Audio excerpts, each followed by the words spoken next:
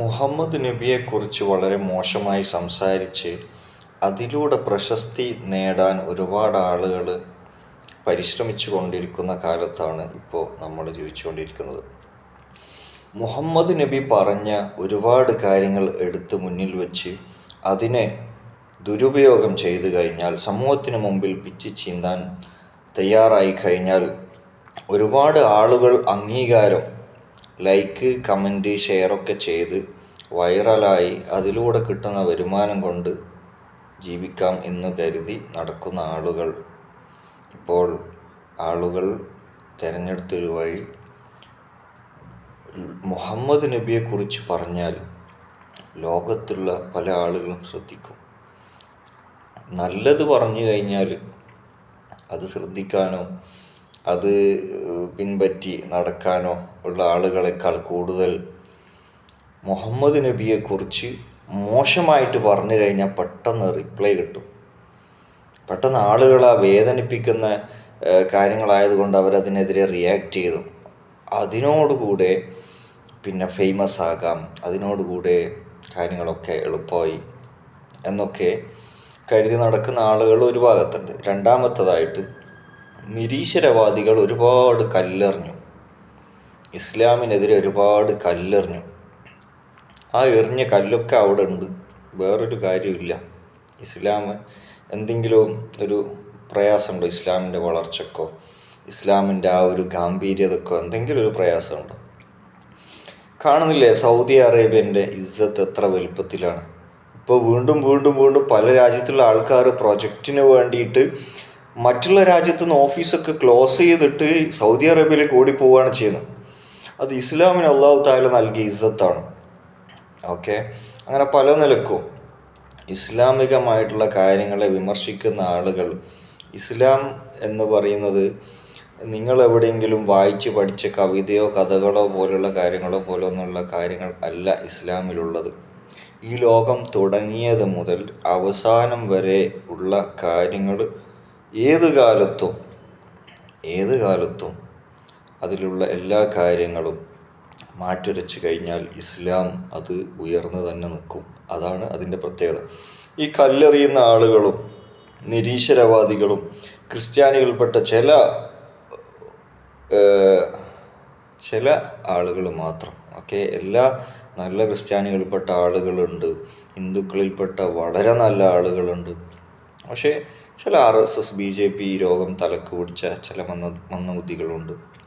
അതേപോലെ വർഗീയത തലക്ക് പിടിച്ച നിരീശ്വരവാദികൾ ഒരു ഭാഗത്തുണ്ട്. കുറച്ച് ക്രിസ്ത്യാനികൾപ്പെട്ട ഒരു കാര്യത്തിനും ഒരു പവിത്രതയും ഇല്ലാത്ത ആളുകൾ, തലക്ക് സുഖമില്ലാത്ത കുറച്ച് ആൾക്കാർ, അവർ ഇങ്ങനെ ഇസ്ലാമിനെതിരെ ഇങ്ങനെ പറഞ്ഞു കൊടുക്കുന്നു.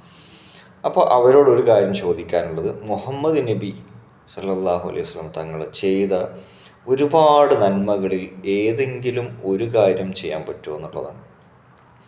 അതായത് നിറത്തിൻ്റെ പേരിൽ ആളുകളെ മാറ്റി നിർത്തി ഒരുപാട് പ്രയാസങ്ങളുണ്ടായ അവസ്ഥയിലാണ് മുഹമ്മദ് നബി സല്ലല്ലാഹു അലൈഹി വസല്ലം തങ്ങളുടെ ആ ഒരു സമയം. അപ്പോൾ ഇന്നും തീരാ പ്രശ്നമായിട്ട് അമേരിക്കയിലടക്കം ഇപ്പോൾ അബുദാബിയിലൊക്കെ ഒരുപാട് സ്കൂളുകൾ വന്നു കഴിഞ്ഞു. കാരണം അവരുടെ അമേരിക്കയിലുള്ള അത്രത്തോളം ഒരു ബ്ലാക്കും വൈറ്റും അടിയാണ്. തുറന്ന് പറഞ്ഞു കഴിഞ്ഞാൽ ബ്ലാക്കും വൈറ്റും അടിയാണ്. ബ്ലാക്ക് വൈറ്റ് കണ്ടുകൂടാ, വൈറ്റിന് ബ്ലാക്ക് കണ്ടുകൂടാ. അത് എല്ലാ നാട്ടിൽ പോയാലുള്ള അവസ്ഥയാണ്. പക്ഷെ ഇസ്ലാമിൻ്റെ മുമ്പിൽ ആ ഒരു രോഗം വന്നിട്ടുമില്ല, വരികയും ഇല്ല. അതേപോലെ സമ്പത്തുള്ളവരും ഇല്ലാത്തവരും, ഇന്ന് എവിടെ വേണമെങ്കിലും ഏത് പഞ്ചായത്തിലുമാണെങ്കിലും എടുത്തു നോക്കും, സമ്പത്തുള്ളവരും സമ്പത്തില്ലാത്തവരും രണ്ട് തട്ടിലാണ്.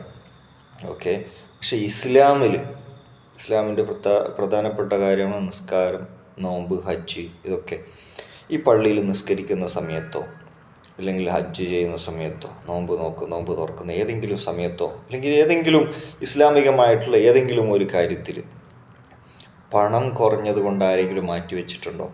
കളറ് കുറഞ്ഞത് കൊണ്ട് ആരെങ്കിലും മാറ്റിവെച്ചിട്ടുണ്ടോ?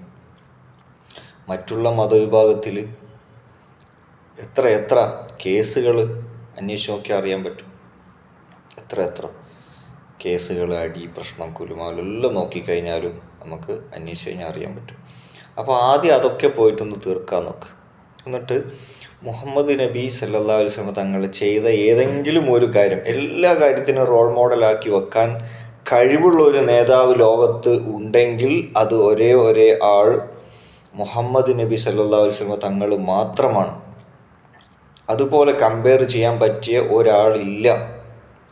ഈ പറയുന്ന കല്ലെറിയുന്ന, മോശമായിട്ട് സംസാരിക്കുന്ന, ഛർദ്ദിക്കുന്ന നിലക്ക് ജീവിക്കുന്ന മനുഷ്യന്മാരൊക്കെ അവരുടെ ജീവിതം മുഹമ്മദ് നബി തങ്ങളുടെ ജീവിതം ഒന്ന് മാറ്റിവെച്ച് നോക്കിയാൽ അറിയാൻ പറ്റും. ഏതെങ്കിലും ഒരു വ്യക്തിൻ്റെ ഹൃദയത്തിൽ സ്വാധീനിക്കാൻ പറ്റിയിട്ടുണ്ടോ? മുഹമ്മദ് നബി സല്ലല്ലാഹു അലൈഹി വസല്ലം തങ്ങൾ എത്ര കോടി ജനങ്ങൾ, അതിൽ മുസ്ലിമായവരും അമുസ്ലിമായവരും ഉണ്ട്, ഒരുപാട് ആളുകളുണ്ട്, മുഹമ്മദ് നബി അംഗീകരിക്കുന്ന ആളുകളുണ്ട്. അവരുടെയൊക്കെ ഹൃദയത്തിൽ ഇടം പിടിച്ചതാണ് മുഹമ്മദ് നബി സല്ലല്ലാഹു അലൈഹി വസല്ലം. അതെല്ലാം പോട്ടെ, ഏതെങ്കിലും ഒരാളുടെ ഹൃദയത്തിൽ ഇടം പിടിക്കാൻ വേണ്ടിയിട്ട് പറ്റിയിട്ടുണ്ടോ? 100%. സ്വന്തം അച്ഛൻ്റെ, അല്ലെ സ്വന്തം അമ്മൻ്റെ, അല്ലെ സ്വന്തം ഭാര്യൻ്റെ, അല്ലെ സ്വന്തം മക്കളുടെ ഹൃദയത്തിൽ 100% ഹൃദയം പിടിക്കാൻ ആദ്യം പഠിക്കും. എന്നിട്ട് മുഹമ്മദ് നബി സല്ലല്ലാഹു അലൈഹി വസല്ലം തങ്ങളെ കുറിച്ചിട്ട് മോശമായിട്ട് പറയാനും എതിരെ പറഞ്ഞു നടക്കാനും, ഈ കുരക്കുന്ന പട്ടികളുണ്ടല്ലോ, അതിങ്ങനെ കുരച്ച് നടക്കുന്നല്ലാതെ അതിനെ കൊണ്ട് ആർക്കും ഒരു ഉപകാരമൊന്നും ഉണ്ടാവില്ല. ആ പട്ടി കുരച്ച് നടന്ന് കുറച്ച് കഴിഞ്ഞാൽ അത് ചത്തൊടുങ്ങും. വേറെ നാട്ടിനെന്തേ ഉപകാരമുണ്ടോ? വീട്ടിനെന്തേ ഉപകാരമുണ്ടോ? സ്വന്തം വീട്ടുകാർക്ക് പോലും ഒരു ഉപകാരം ഉണ്ടാവില്ല അതിനെക്കൊണ്ട്. അങ്ങനെ കുരച്ച് നടക്കുന്നല്ലാതെ കാലം കഴിഞ്ഞാൽ അത് മണ്ണോട് ചേരും. അതിനെക്കൊണ്ട് എന്തെങ്കിലും കാര്യമുണ്ടോ? അപ്പോൾ ഇനിയെങ്കിലും കുറച്ച് നന്നാവാൻ നോക്ക്. മീൻസ് ഈ ആളുകളെക്കുറിച്ച് അതും ഇതും പറയുന്ന ഈ ഒരു ലെവലിലേക്ക് ജീവിക്കുന്നതിന് പകരം ആളുകൾക്ക് നന്മ ചെയ്യാനുള്ള എന്തെങ്കിലും വകുപ്പുണ്ടോ നോക്ക്. മുഹമ്മദ് നബി പറഞ്ഞ കാര്യങ്ങളൊക്കെ ഇന്ന് രാജ്യങ്ങളും രാജ്യത്തിലുള്ള നിയമങ്ങളും ഒരുപാട് കാര്യങ്ങളൊക്കെ ആയി മാറിപ്പോയി. നിങ്ങൾ പറഞ്ഞ എന്തെങ്കിലും കാര്യം സ്വന്തം ഭാര്യ, അല്ലെ സ്വന്തം അച്ഛൻ, അല്ലെ അമ്മ, അല്ലെ സ്വന്തം മക്കൾ അംഗീകരിക്കുന്നുണ്ടോ? ആദ്യം അത് നോക്ക്.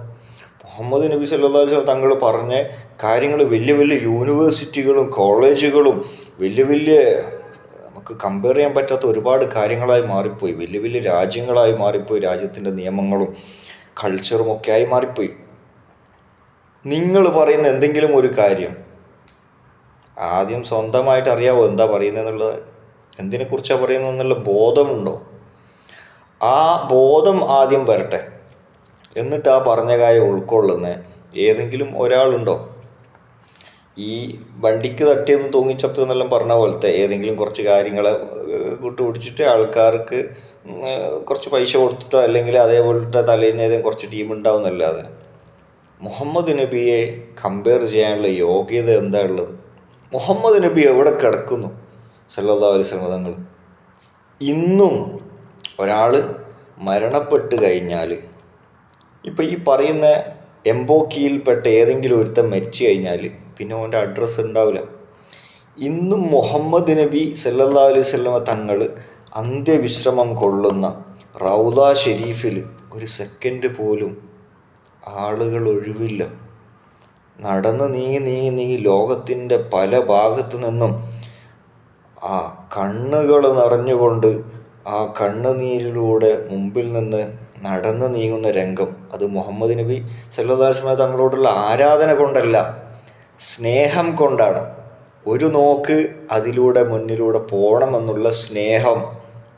കാരണം അള്ളാഹുവിൻ്റെ ഹിദായത്ത് കിട്ടാൻ ഞങ്ങൾക്കൊക്കെ കാരണമായ ആ റസൂൽ, അള്ളാഹുവായ ചന്ത്യപ്രവാചകൻ്റെ മുമ്പിലൂടെ ഒന്ന് പോകുന്ന സമയത്തുള്ള ഒരു പ്രേമം, അതാണ്.